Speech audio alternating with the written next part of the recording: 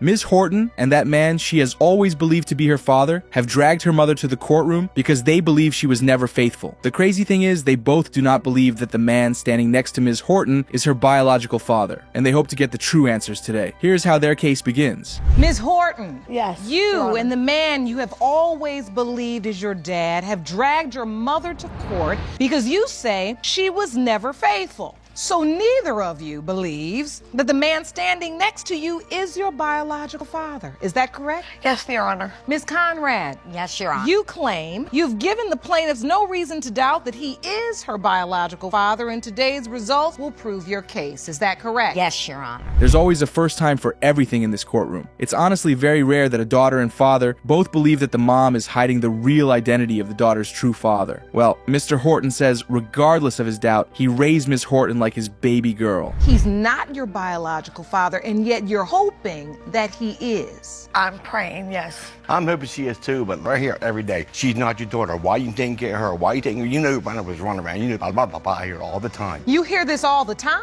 Yeah, all the time. Well, I think we're starting to see where the problem is coming from. Mr. Horton says that Ms. Conrad was sleeping with several other men when they were intimate with each other, so he finds it hard to believe that Ms. Horton is truly his daughter. One time we were in the house, I acted like I was going to work, and I parked across the street and walked around the back and snuck in the basement. She was sneaking out the door to go across the street with some guy. One time we lived in an apartment, and a friend of mine, we were sitting there partying, and I seen him give me the eye. And I said, I'm not stupid. Okay, so I went acting like I was going to bed. I heard the door shut real quiet. I knocked on the door. I said, let me in. At least she admits to sleeping around and cheating with Mr. Horton. That's off the table. But what she says is that the timing of when she slept with these men is wrong. And that's what is making Mr. Horton believe he is not the father of her daughter. If there's many stuck out of it in her, she'd be a porcupine. And that's the way I look at it. That was wrong. I just got that.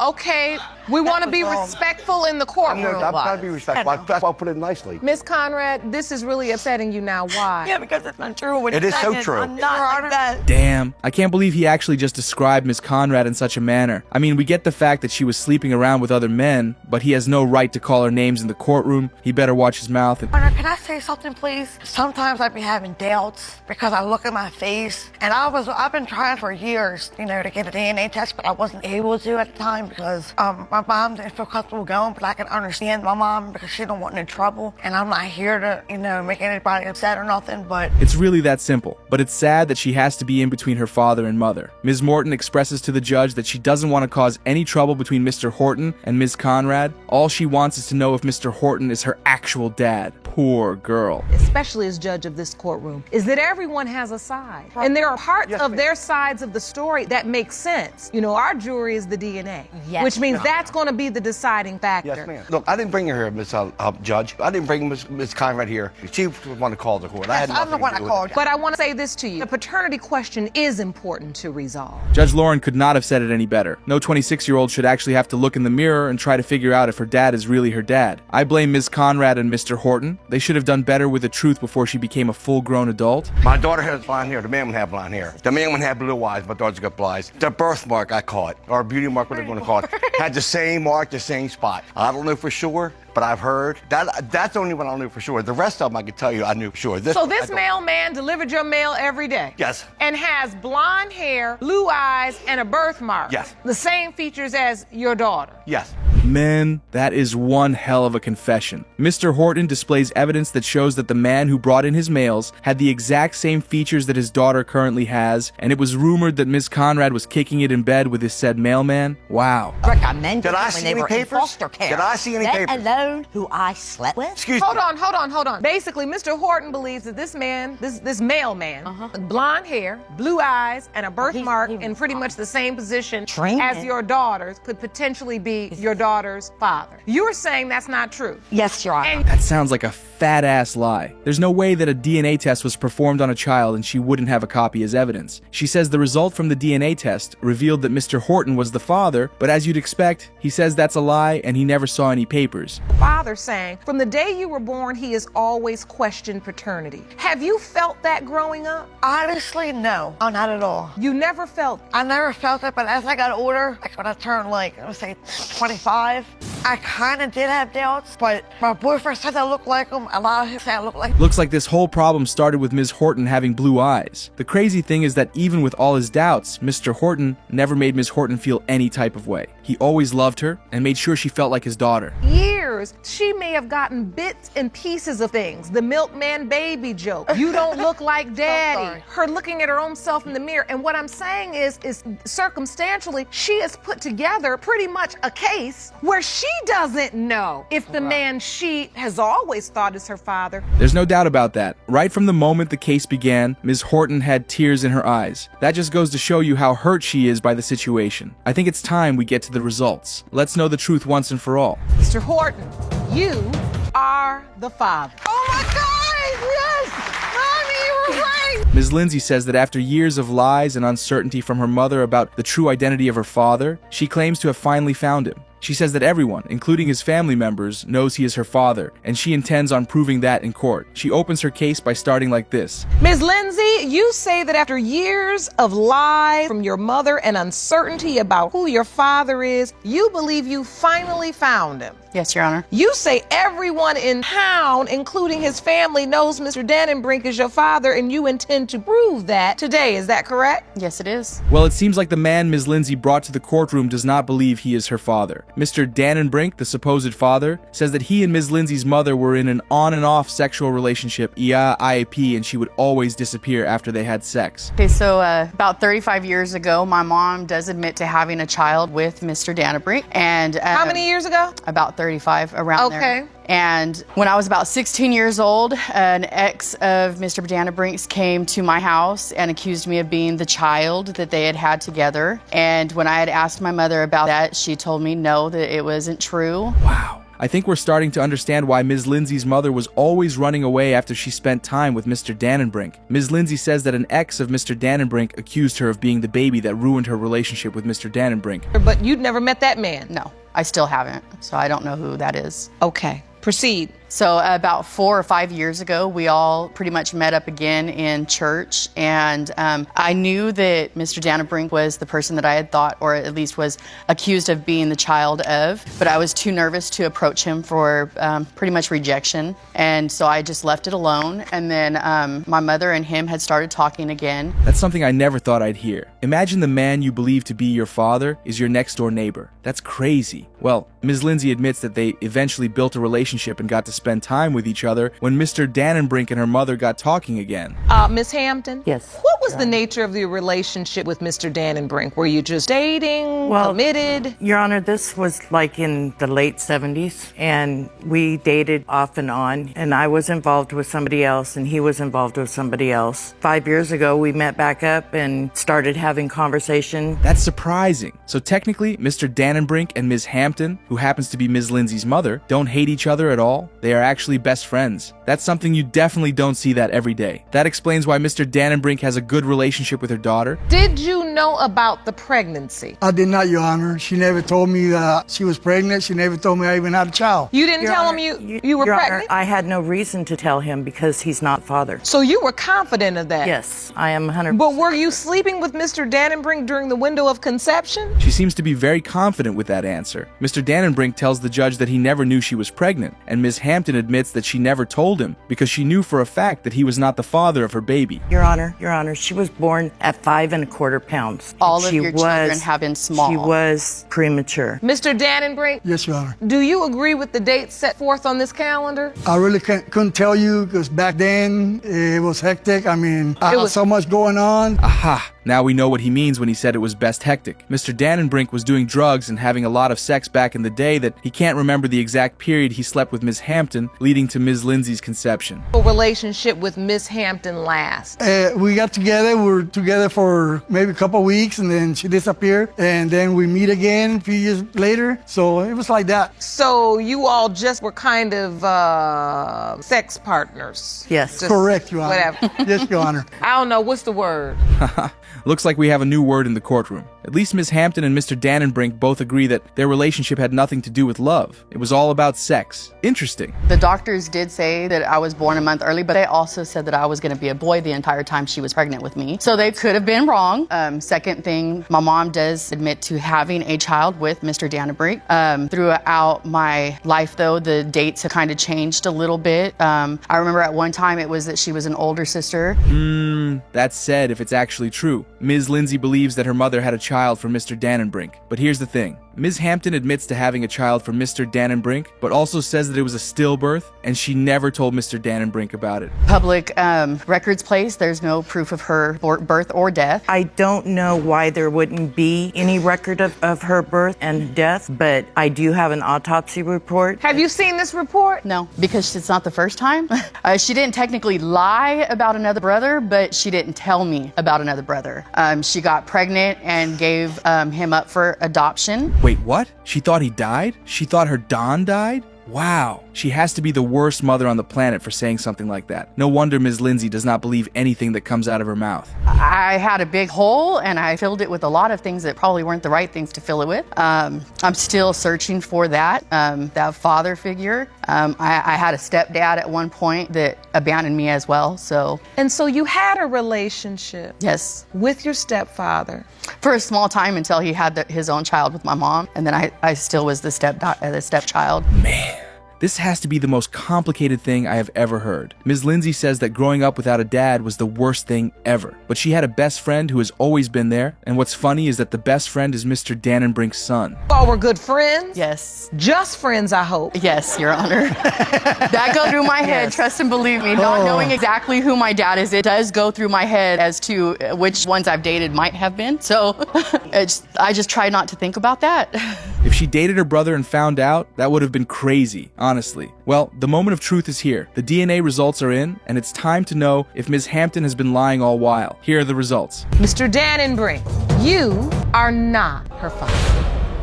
Mrs. Casey has been married to the defendant, Mr. Hatfill, for less than a year, but she says that due to her husband's trust issues, she feels like they might not make it to their one-year anniversary if she can't prove that he is the biological father of her child. Trust me, it's a very crazy case. Here's how it begins. Mrs. Casey, you've been married to the defendant for less than a year. Due to your husband's trust issues, you're worried you won't make it to your one-year anniversary if you don't prove he is the biological father of your son, Jacob Hatfill. Is that correct? Yes, Your Honor. Mr. Hatfill, you say sleeping with the babysitter landed you in a marriage with someone you don't trust. Is that correct? Yes, Your Honor. Mr. Hatfill, did you have a good relationship before the marriage? Yeah. Well, I guess we know where the problem originated from. Mr. Hatfill admits that he has a good relationship with Mrs. Casey, but he claims to have trust issues, and the fact that she did not tell him when she stopped birth control just made it difficult to keep trusting her. I had started babysitting for his family. I saw him, thinking he was a cute guy, and we started chit-chatting, and he had that day told me the rules. It was, no running in and out of the house because it was hot that day, the air conditioner was on. Make sure the kids don't go in and out of the house, and no sleeping with the babysitter on duty.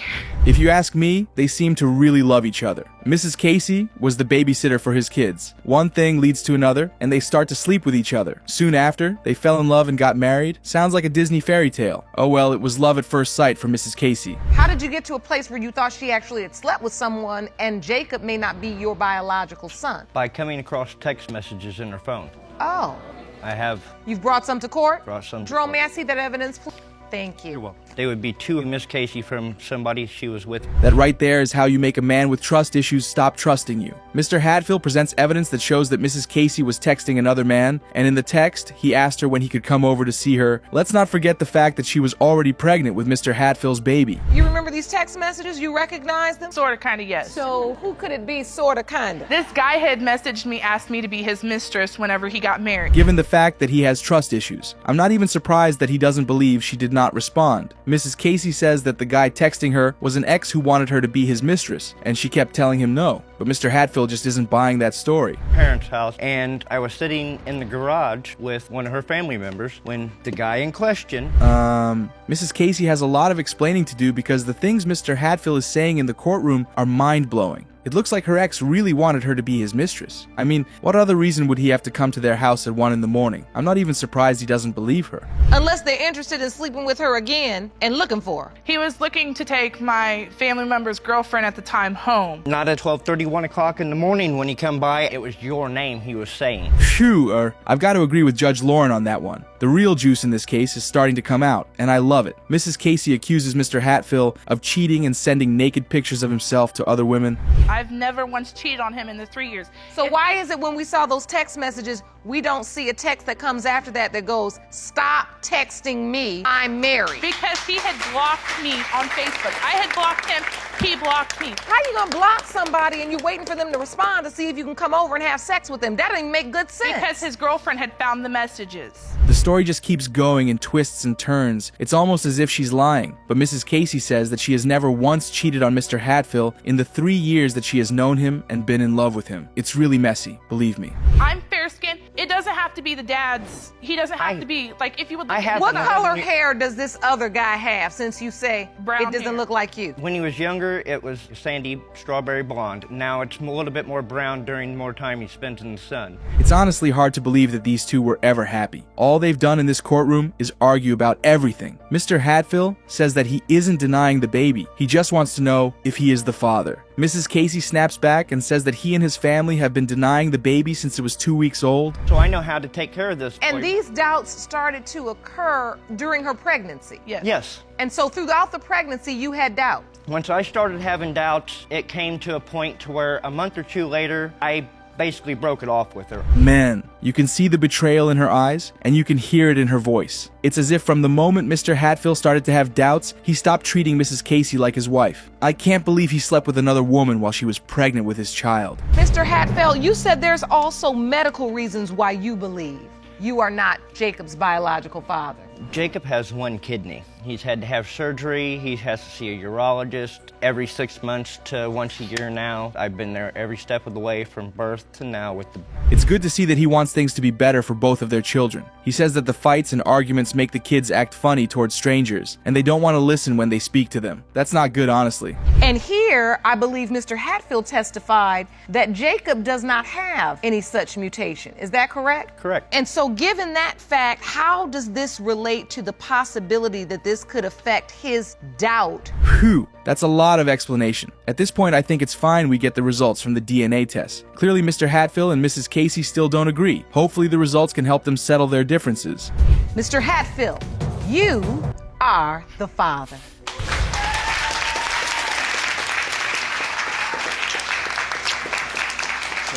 Ms. Allen claims that the defendant, Mr. Tolliver, got her pregnant and he now refuses to do anything for her daughter. The sad part is that her daughter has been diagnosed with severe allergies and she needs support financially. Mr. Tolliver and his girlfriend, on the other hand, claim that he is 100% certain that he is not the father of the child. The case begins like this.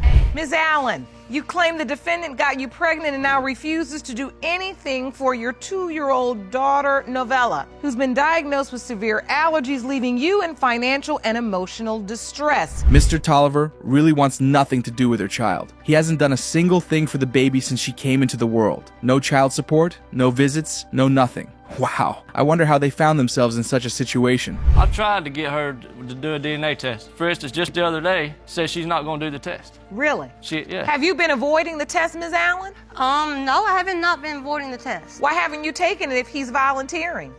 He's the reason why. Oh, she can't be serious with what she just said? She doesn't feel comfortable around him but was able to get pregnant for him? Yeah, right. Something definitely smells fishy with her story, and she is not being truthful. Acting like she wants to get back with me. She loves me and she misses me, but then when she's in a relationship, I don't hear anything from her. You know, Wait, let me just go back first. Before we jump into this, I want to make sure I understand. You two were in a sexual relationship at some point. Yes. Am I correct? Yes. Which is it? Were they together or not? They can't even bring each other to agree on anything. Mr. Tolliver says that he was never in a committed relationship with Ms. Allen, while she claims that they were in a committed relationship. Phew, two confused people. She says, I had intercourse with my boyfriend, my ex-boyfriend last night, and then you had intercourse with her that night. Yes, we were having drinks and talking, and I don't want to hear about that. You know, I don't want to hear who you we had sex with, but I mean, you know, alcohol does that. Alcohol opens people up. That's what she told me. It's really that simple. Mr. Tolliver tells the judge that the day they had sex, she told him that she slept with her ex the previous day, and that makes him believe he is not the father. Well, as long as the sex was unprotected, he is a possible father. Text messages and phone calls that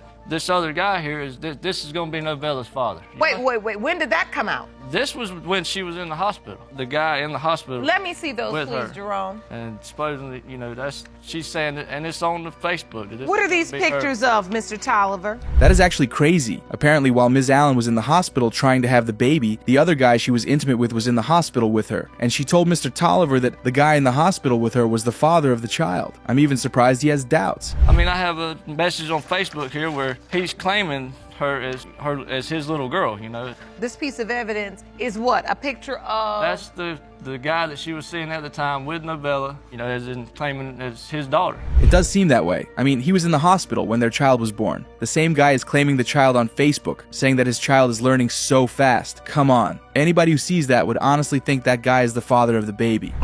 I think it's just wrong to toss a kid around like that. She needs to find out who the real father is, and she should have done it in the beginning. That's how I feel. I mean, if she would give me, you know, proof that I am the father, then it'd be totally different. But I can't just change my life because... Well, her previous boyfriends are not here to defend themselves, so I guess we'd take his word on that. Mr. Tolliver says that he doesn't mind taking care of the child, but he needs to know the baby actually belongs to him, and it's not a situation of Ms. Allen trying to get back with him by using the baby. Explain. She has allergy problems. I'm constantly going back and forth to the doctors with her. She's allergic to about anything you can be allergic to. Pecans, pine trees, oak trees, apples, rice, you name it, she's allergic to it. That can't be easy both emotionally and financially. Ms. Allen says that her daughter is allergic to almost anything you can be allergic to, and she has been taking care of her child all by herself. No mother should have to go through any of that all by themselves. You hear that, Mr. Tolliver? Yes, ma'am, and that's... Do you believe that when she says it, or do you think no, she's because just... I've been going through this for 2 years, on and off for 2 years, every couple months. I've moved on. I don't want you in my life. And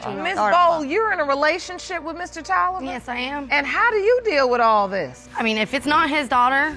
It's funny that Ms. Allen says that she doesn't want anything to do with Mr. Tolliver, but texts him saying that she misses him and loves him, knowing fully well that he is in a committed relationship with another person. Phew! Let's get to the results. We've seen just about enough. Mr. Tolliver, you are her father. Okay. Are you happy? A little bit, yes, ma'am. Just a little happy.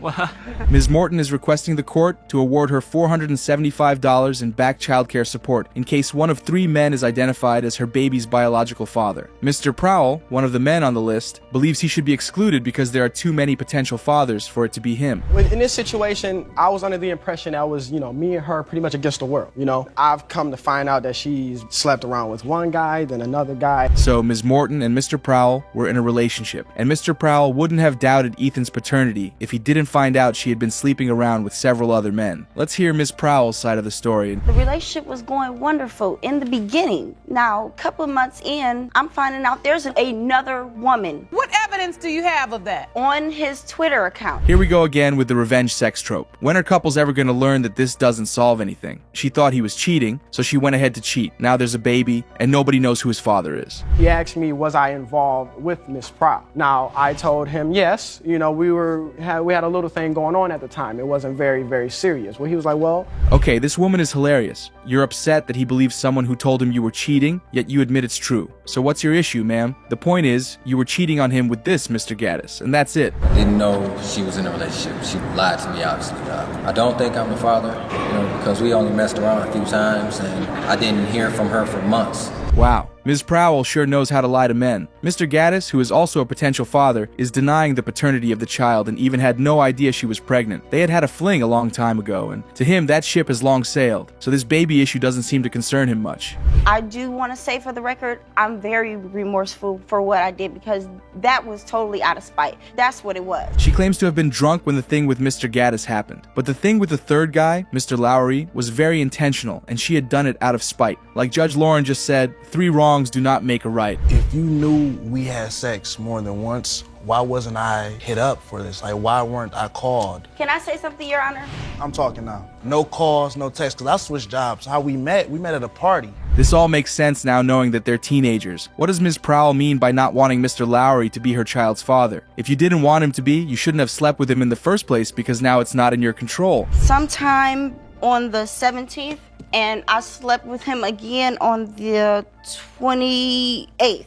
Okay, move on. I'm on the red. When I slept with Mr. Gaddis at a party. My goodness. How is this girl not embarrassed? She slept with 3 coworkers in, like, the same week, and she's here like she's some math teacher teaching the court how to read a calendar. During the process of me giving birth, however, after me giving birth and they moved me to my stable room. Does Ms. Prowl think she's in the right? Does she really believe anyone's going to be on her side after everything she's just admitted? It's a good thing Mr. Morton didn't sign that birth certificate. At least he held her hand while she gave birth to the baby. It's proof that he cares for her.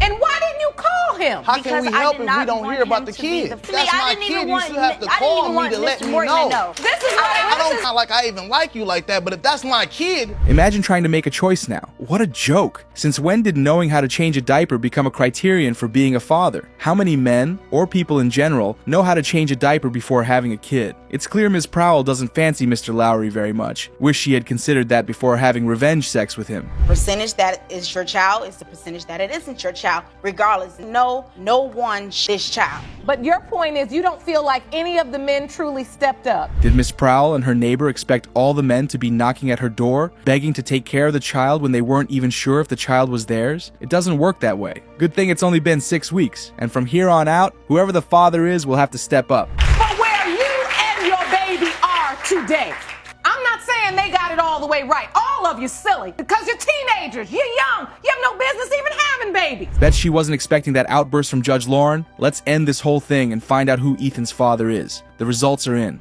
Pertaining to whether or not Mr. Morton or Mr. Lowry is the biological father of 6-week-old Ethan Morton, it has been determined by this court the father is Mr. Morton.